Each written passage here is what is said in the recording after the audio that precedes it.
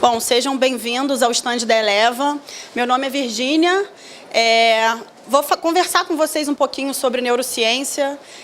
Acho que não precisa de muita apresentação sobre o tema, né? Acho que neurociências, né, no plural, é um tema que tem sido bastante trabalhado, né, dentro do circuito pedagógico, vamos dizer assim.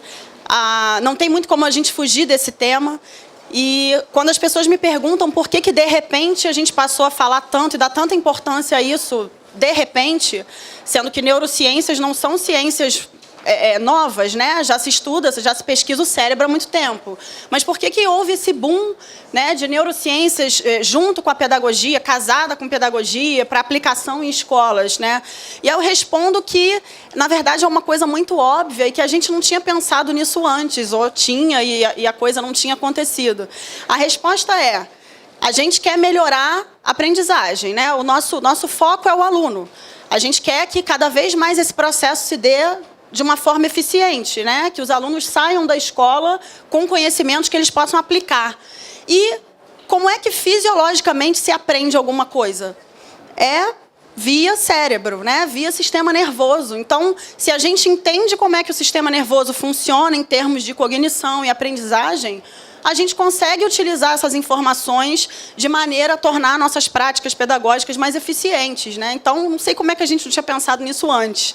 Então, gente, isso aqui é um bate-papo. Qualquer dúvida, levantem a mão, podem me interromper, por favor, tá?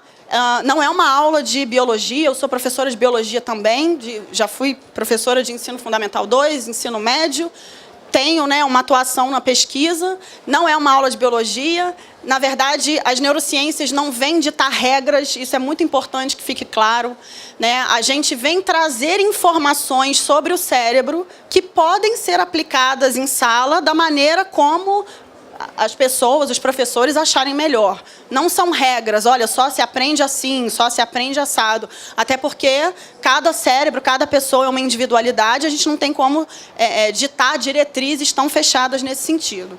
Tá? Então, eu vou mostrar para vocês algumas informações que as neurociências trazem e como é que a gente pode, talvez, utilizar isso em sala de aula. Ok?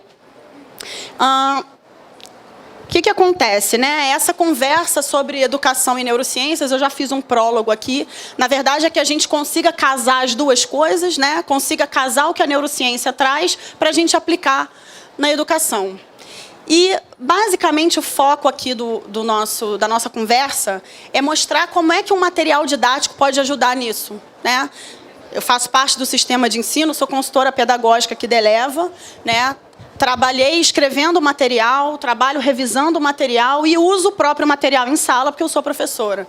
Então, a questão é, como é que a gente consegue criar um material que seja pensado de forma a facilitar a vida do aluno? Porque não é só você colocar informação ali.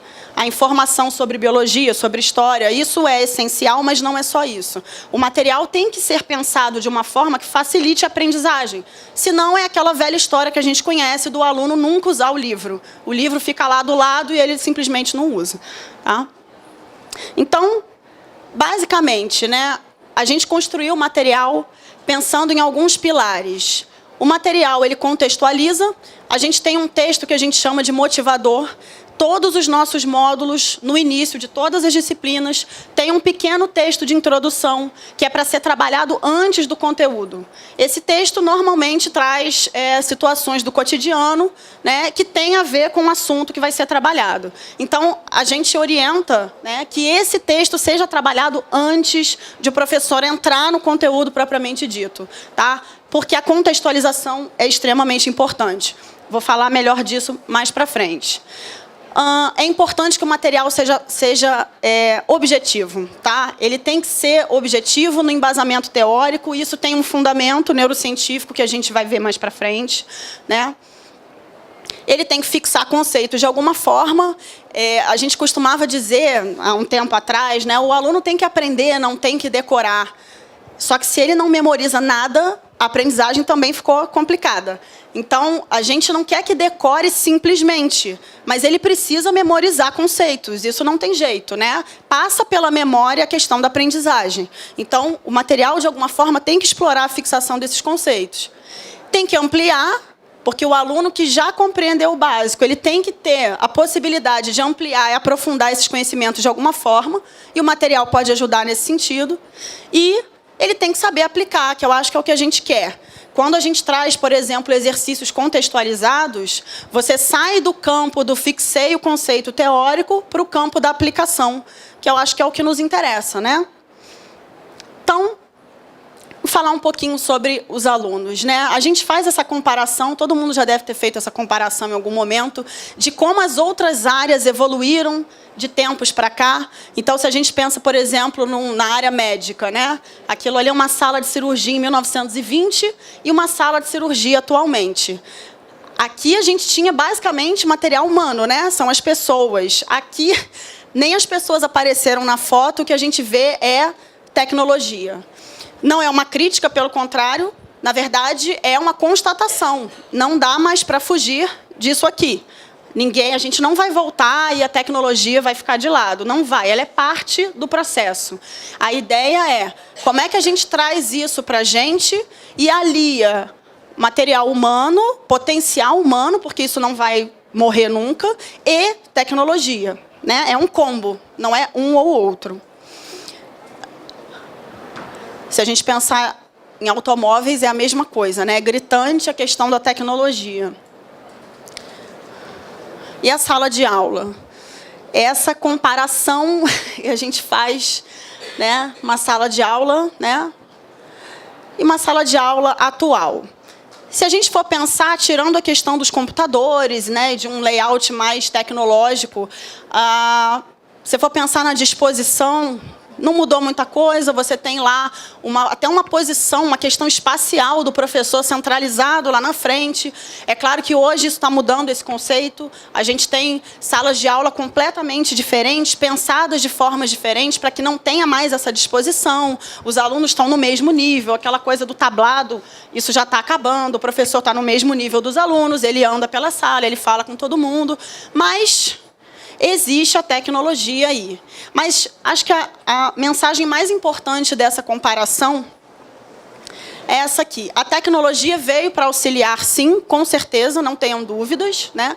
Mas essa pessoa aqui ainda continua sendo essencial e continuará sendo. Principalmente quando a gente pensa em jovens, né? Vamos pensar em jovens de ensino médio, por exemplo. São adolescentes com um cérebro completamente diferente do nosso, né? O cérebro adolescente, ele é fisiologicamente diferente do cérebro adulto, né? Tem uma série de conexões que ainda não estão formadas, tem uma área específica que não está completamente formada. Então, esses alunos, esses nossos alunos, né, esses adolescentes, estão acostumados com uma velocidade de resposta muito grande. Tudo é muito rápido. Sem a tecnologia, a gente não consegue fornecer essa rapidez que eles necessitam. Então, é aquele aluno que está acostumado a fazer pesquisa no Google, em 1 segundo ele tem a resposta dele, e ele não quer esperar você desenvolver um raciocínio, onde você vai falar isso ou aquilo, ele já está lá na frente, né? Então, sem a tecnologia, a gente não consegue dar essa rapidez que eles querem. Mas, por outro lado, com essas respostas rápidas, eles não têm discernimento ou maturidade, né, fisiológica mesmo, para saber o que eles têm que buscar em termos de resposta. Então, é o que vem de informação, eles pegam a primeira coisa que aparece. Então, nesse caso, gente, nós, né, que atuamos na escola, nós somos os agentes que vão nortear essa busca pelo conhecimento. Então, a tecnologia é aliada, mas esses meninos precisam de alguém que direcione essa busca pelas respostas que eles querem, né? Então, o papel do professor, seja ele no tablado ou fora do tablado, ou no meio da turma, esse papel continua relevante e vai continuar sendo. E aí, os nossos alunos hoje, né? Em alguns momentos, não é sempre, é isso que a gente vê. Às vezes, desatento, desmotivado, né? Opa! Pronto, vocês já viram metade da palestra, né? Apertei alguma coisa aqui. É tudo muito rápido hoje em dia, gente. É assim mesmo, esse é o timing do momento.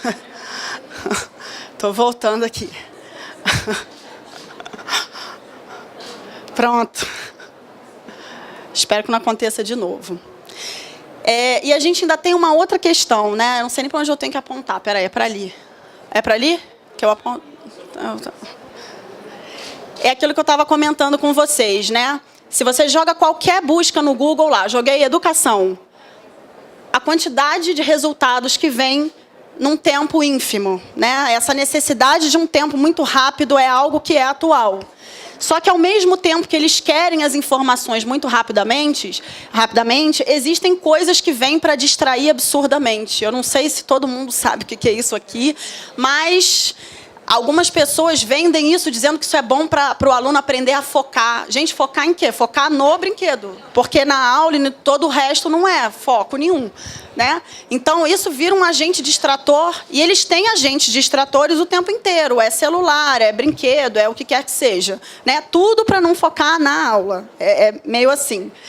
E a gente ainda tem um outro ponto que acaba indo de contra assim, o que a gente quer passar. É isso aqui.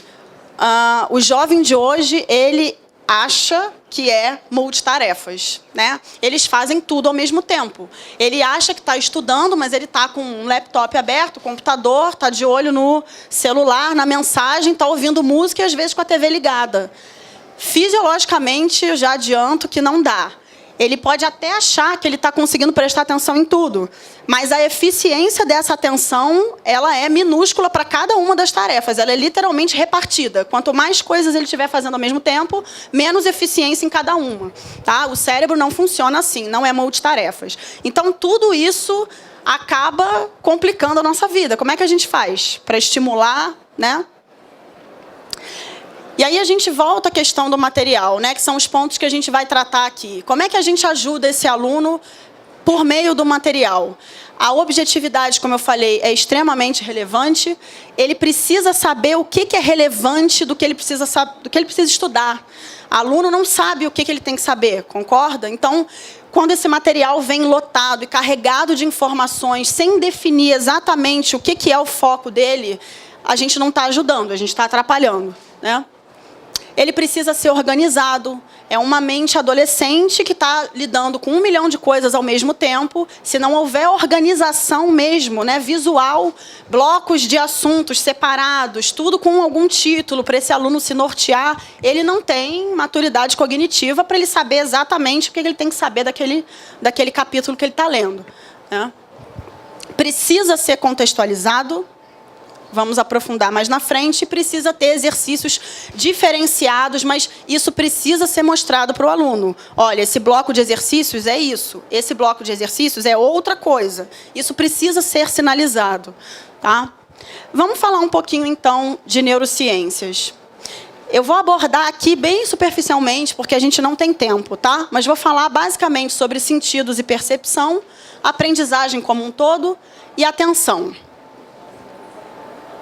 Então, o que é neurociência, né, na verdade? Né? A gente engloba nesse termo todas as ciências afins que têm como objetivo estudar o sistema nervoso e o funcionamento dele. E aí a gente entra em psicologia, a própria neurociência molecular, enfim, a parte biológica, tudo isso está incluído nesse contexto, certo? E como eu falei para vocês anteriormente, é uma forma da gente conseguir aplicar, porque é por meio desse campo da ciência que a gente entende como é que o sistema nervoso funciona. Tá? E aí vamos falar um pouquinho sobre os sentidos, né? Aqui está todo mundo ouvindo o que eu estou falando, lendo informações na tela, tendo percepções sensoriais. Algumas pessoas estão com calor, outras estão com frio, algumas estão com o pé cansado porque estão em pé, né? Então, tudo isso são os sentidos que estão captando. É a nossa porta de entrada para o mundo. Mas e a percepção? É a mesma coisa? Opa! Na verdade, não, né? Picasso e Salvador Dalí estão percebendo, ou melhor, estão visualizando o mesmo objeto, que é um ovo. Os sentidos usados são os mesmos, né? A visão. Mas a percepção de cada um é completamente diferente, né? Para Picasso é um cubo, para Salvador Dalí é aquela história lá do ovo derretido, das coisas derretidas dele, né? Então, a percepção é outro ponto. E a atenção? A atenção é a escolha do que levamos do mundo.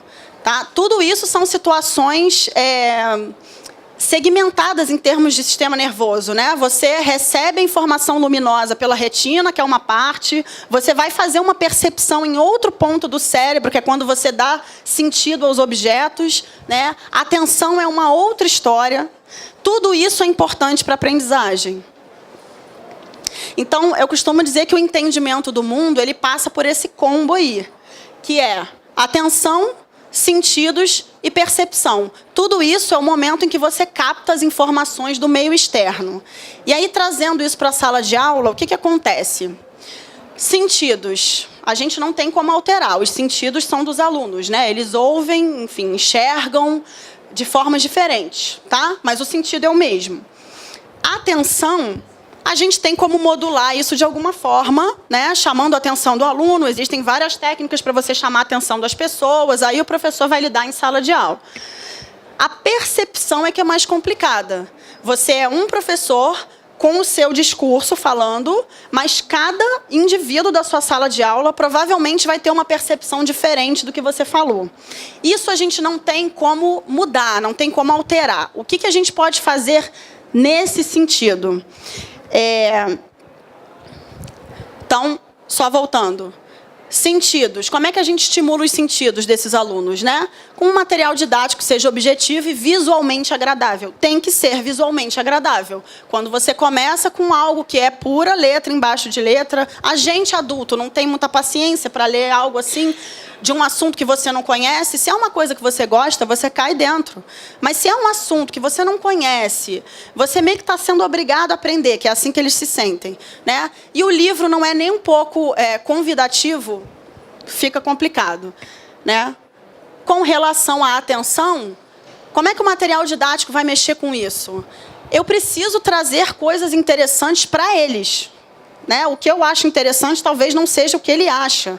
No momento em que eu trago assuntos interessantes e que sejam pertinentes ao mundo deles, eu talvez consiga que eles mantenham uma atenção maior naquilo ali que eu estou falando ou no que eu estou apresentando escrito.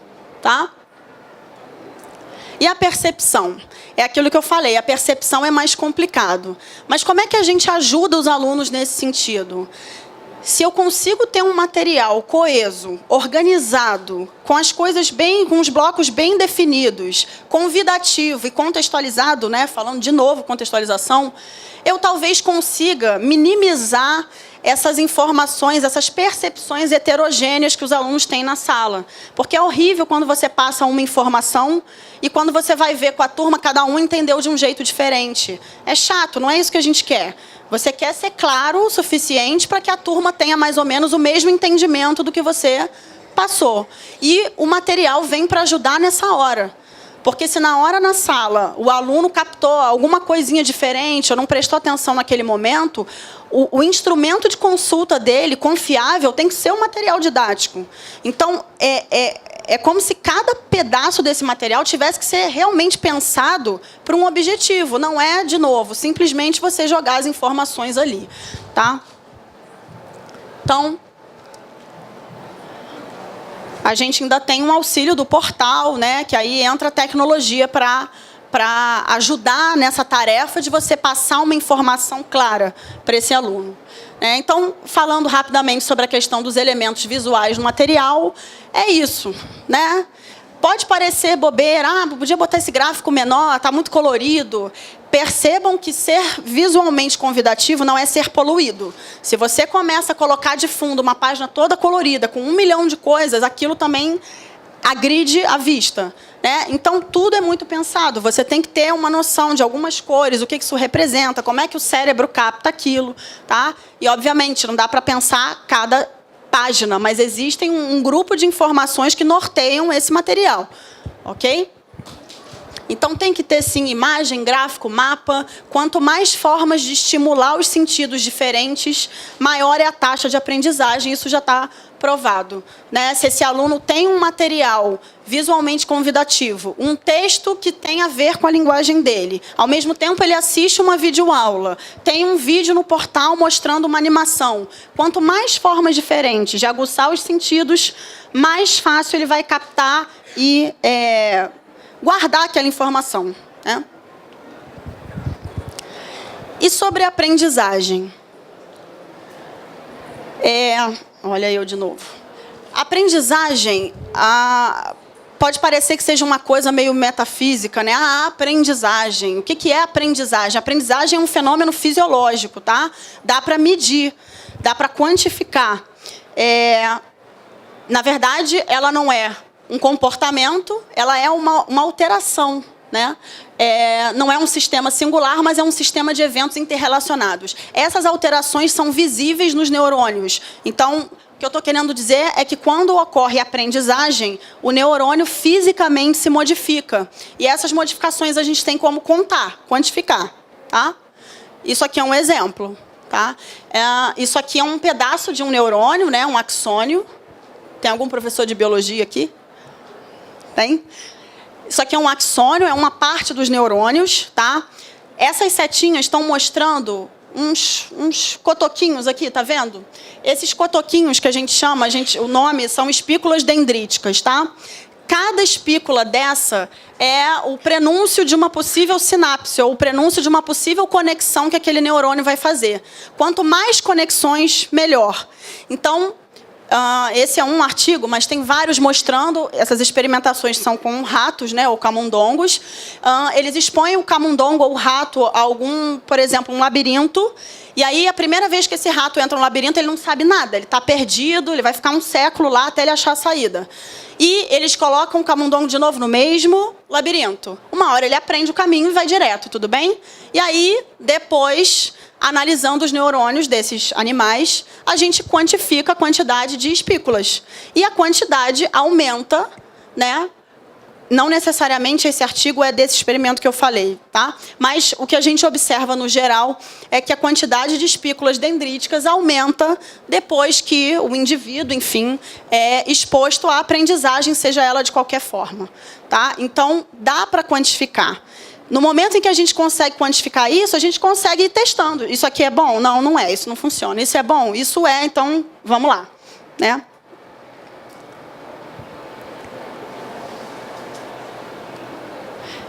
E aí, para que a gente tenha uma aprendizagem efetiva, a gente precisa de alguns pilares, né? A gente precisa dos sistemas sensoriais, porque é por meio deles que a gente vai captar as informações, seja de que forma for, né? Tato, Braille, por exemplo, né? Visão, audição, de que forma for, tá? Precisamos dos sistemas motores, sim, porque o simples fato de você usar a mão para escrever ou para fazer algum tipo de coisa, você precisa daquela coordenação, aquilo tem ligação com a aprendizagem, sim. Tá? Atenção, motivação, sim, sem isso não funciona a aprendizagem, nada fica na memória se não houver motivação, e a emoção é essencial. Há tempos atrás, se você falasse sobre emoção em alguma palestra sobre aprendizagem, as pessoas iam te olhar estranho. Como assim emoção? Emoção sempre ficou meio pejorativa, né?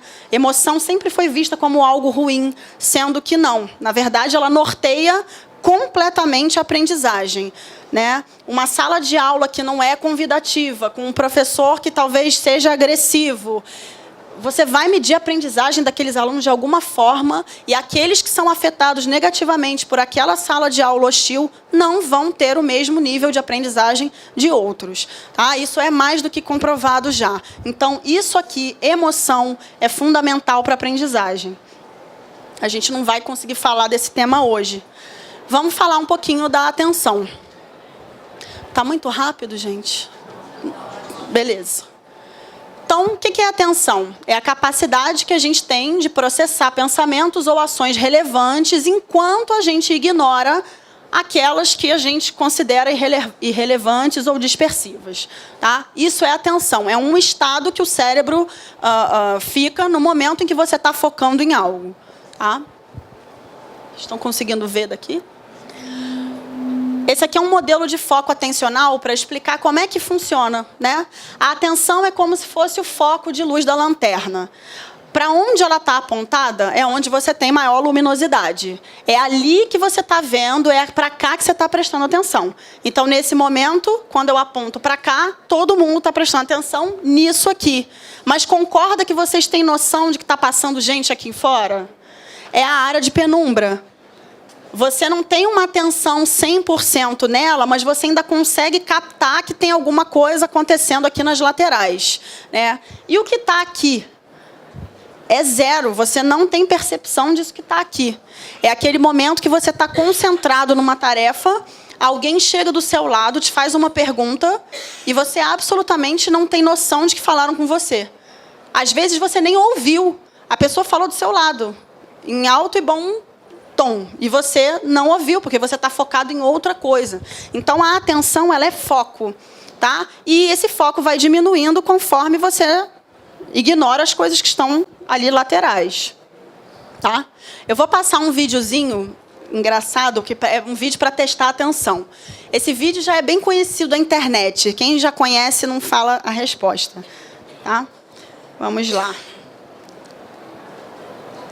Basicamente, vocês têm que fazer uma tarefa, tá? São 2 times que vão passar a bola entre si. Um time da blusa branca e um time da blusa preta. Vocês têm que contar quantas vezes os integrantes da blusa branca passaram a bola entre eles só, tá? O som nem... Não, mas tá ótimo. Ok. Vamos lá. The monkey business illusion. Count how many times the players wearing white pass the ball.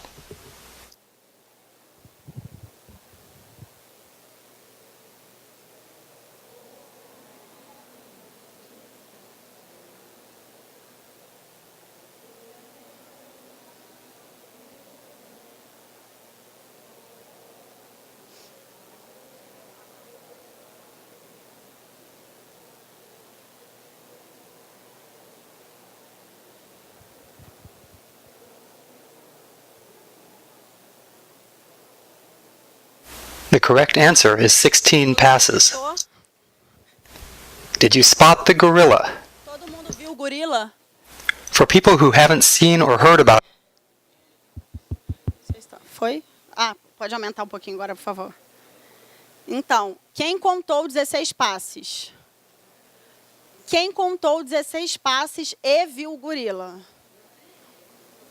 Quem contou 16 passes, viu o gorila e viu que a cortina mudou de cor no meio do negócio?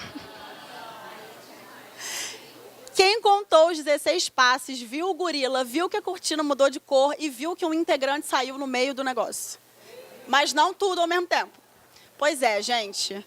Esse teste, ele é para mostrar que... Tem como aumentar mais um pouquinho? Ele é para mostrar que... Ah, vocês querem ver a cortina? Peraí. Então, vou passar de novo. Ó. Vai lá, eu vou ajudar. É.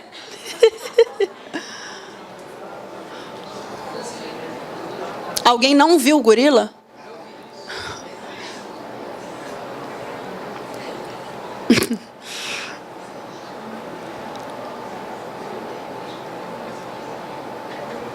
Ó o gorila. A cortina nem eu lembro direito. Ela tá vermelha, vai ficar amarela. E uma pessoa sai em algum momento. Já saiu há muito tempo, nem eu percebi agora. Tá?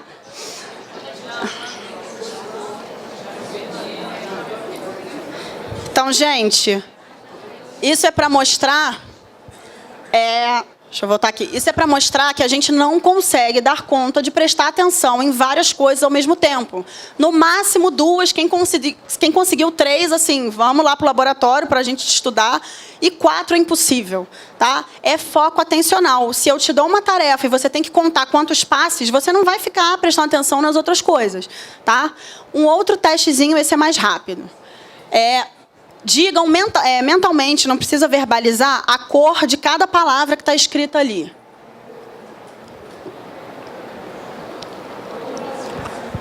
Tranquilo, né? Agora faz a mesma coisa.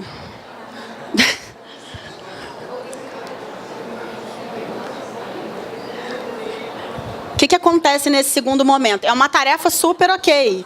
Mas a questão é que você dá uma parada, Às vezes você precisa falar em voz alta para poder ter certeza que você está falando aquilo corretamente, né? Esse modelo simples, ele vem para dizer uma coisa que todo professor fala em sala e é ignorado pelos alunos. Ele veio mostrar isso aqui.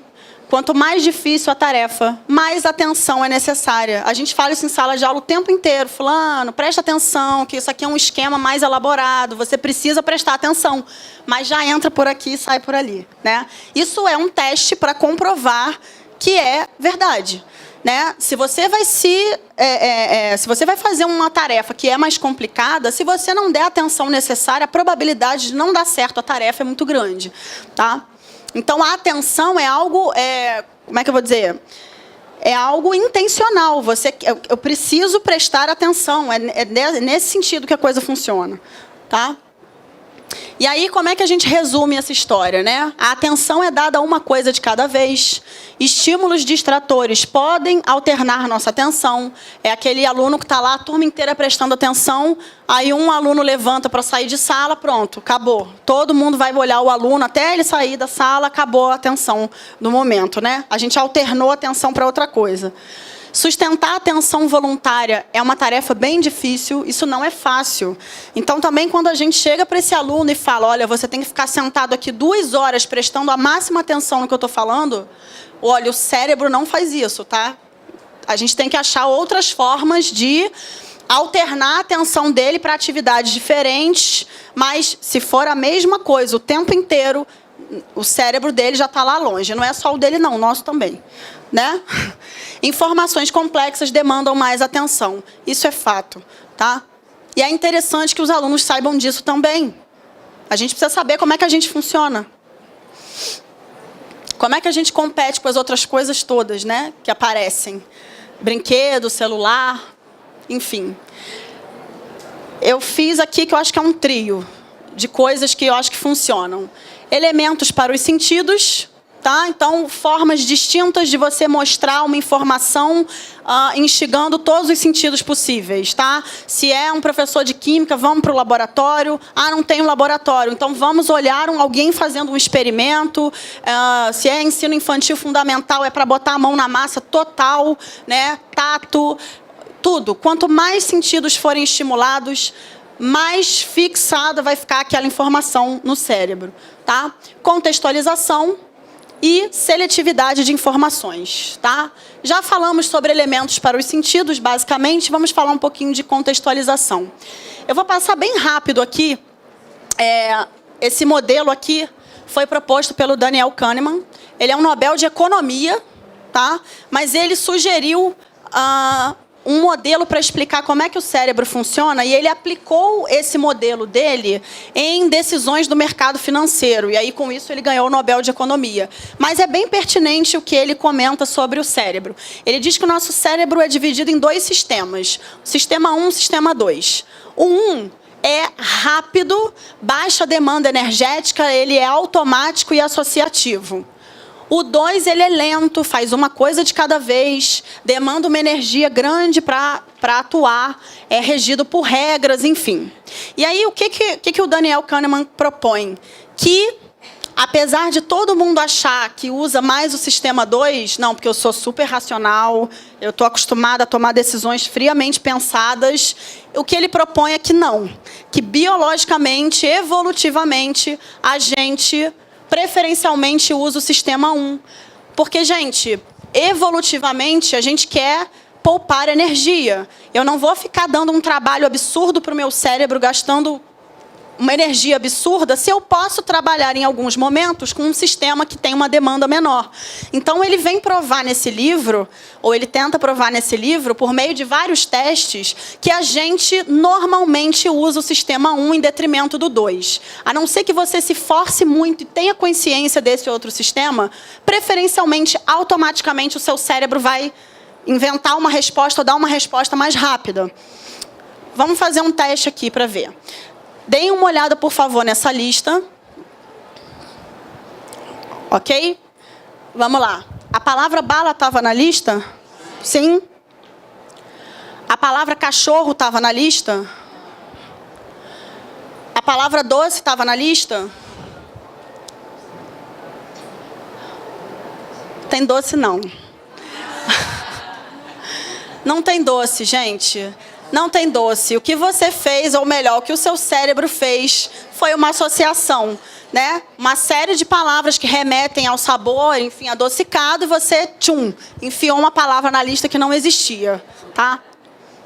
Gente, isso é para mostrar a importância da contextualização. O cérebro trabalha com associações. Se você traz uma mensagem que é completamente nova e que não tem, o aluno procura lá na base de dados cerebrais dele. Nossa, nunca ouvi falar disso, não sei do que se trata, não sei para que serve.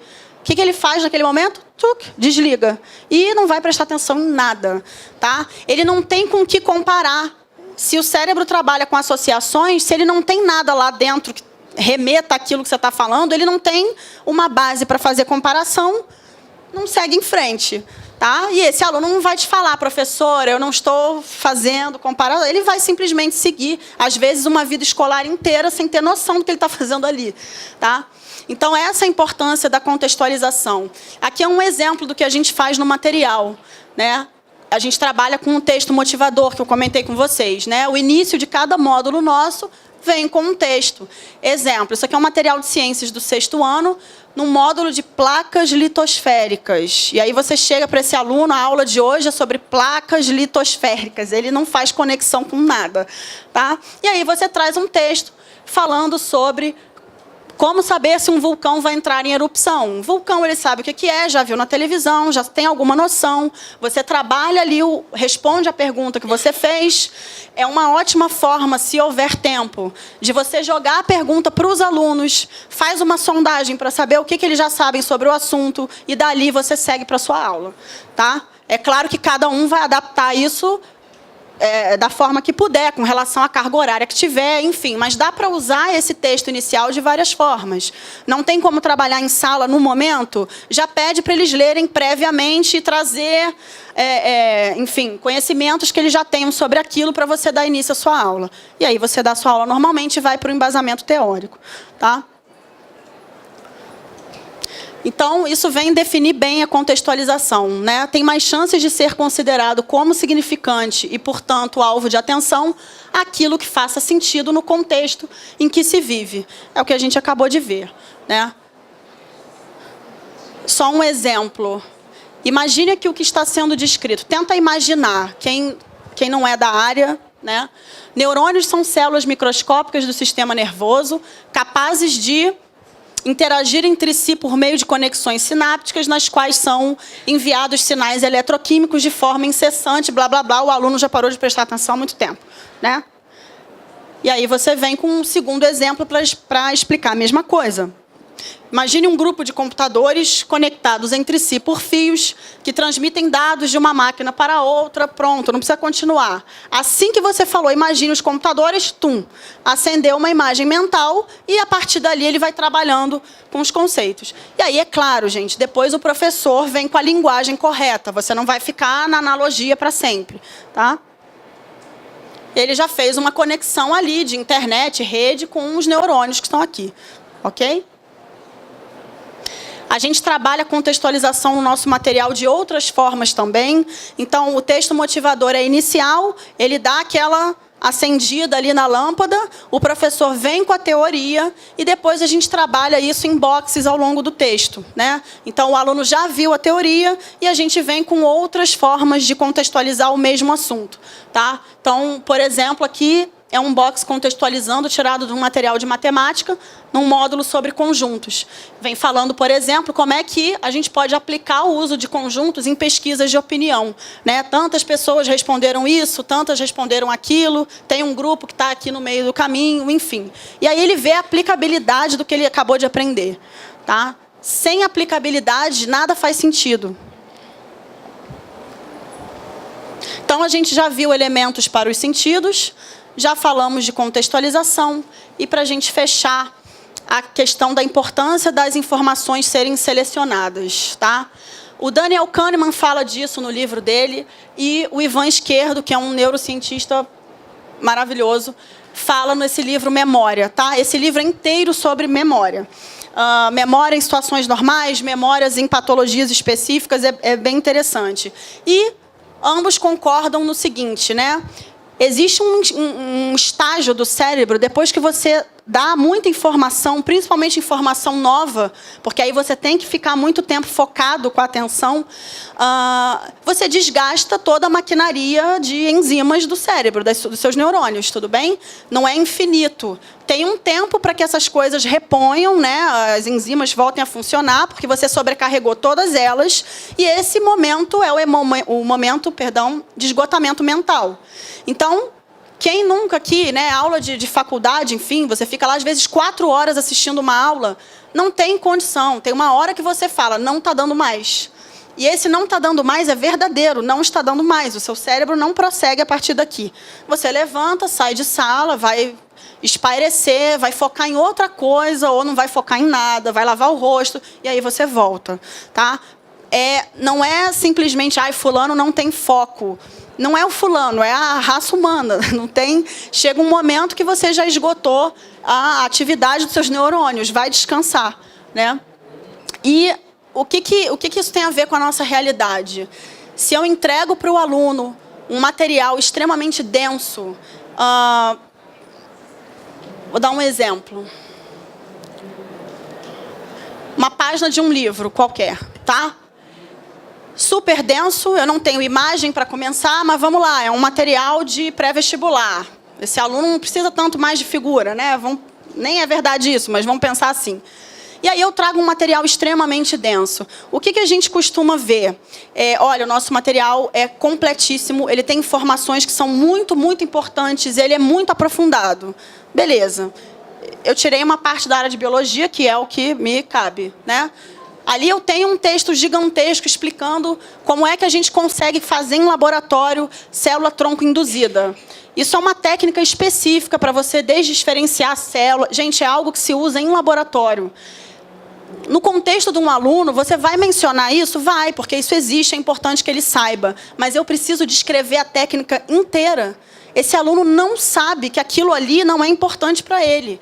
Ele não vai ver essa página de livro e vai falar assim, não, aqui eles só estão mencionando, mas isso aqui não preciso saber de cor a técnica. O que o aluno, quando vê isso, pensa? Caraca, eu tenho que saber isso tudo. Eu não consigo decorar, não estou entendendo nada. E aí ele fecha o livro, gente. Não tem como, sabe? Então, é importante que a dosagem da profundidade é importante do que você oferece no seu material. Isso, em vez de orientar o aluno no estudo dele, atrapalha, desorienta. O aluno não sabe o que é importante. Na aula, o professor fala várias coisas, mas ele também não tem um norte do que o professor falou, é o que ele precisa saber. Ele não entende os níveis, né, da aprendizagem. As coisas começam do geral e vão aprofundando, né? A aprendizagem vem em níveis. O aluno precisa saber o todo do entendimento daquele tópico. Se ele entendeu esse todo, para que serve, como aplica, ele vai um nível acima. Se ele entendeu esse nível acima, ele já está aprofundando, ele vai para um terceiro nível.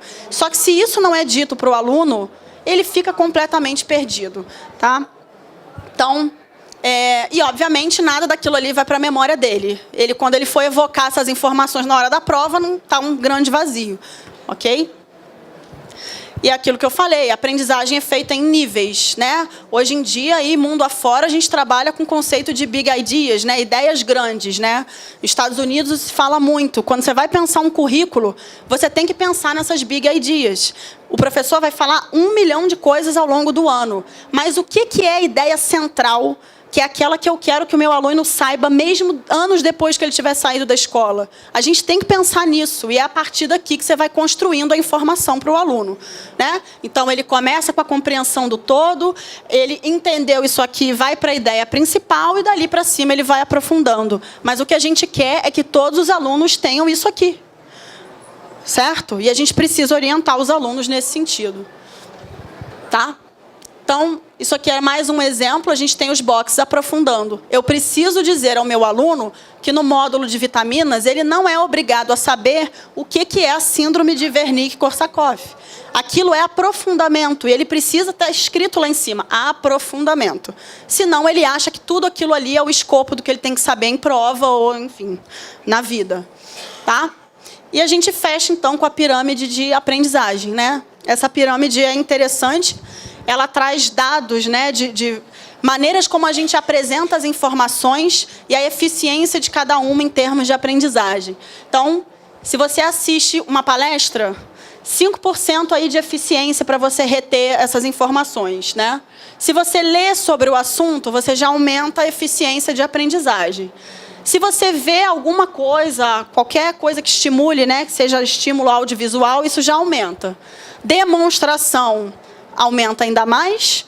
Discussão em grupo é absolutamente funcional. Você fazer, na prática ali, você fazendo, isso aumenta ainda mais. E o mais interessante, eu acho, a maior eficiência para você aprender alguma coisa é você ensinar os outros a fazer aquilo. Tá? Então, acredito que a gente consiga completar ali o início da pirâmide, né, com o material e a plataforma, por exemplo, porque você oferece texto escrito, é importante, você oferece material audiovisual, por exemplo, na plataforma. A gente está montando um banco de vídeos onde a gente faz experimentos para que escolas que não têm um laboratório consigam acessar essa experimentação.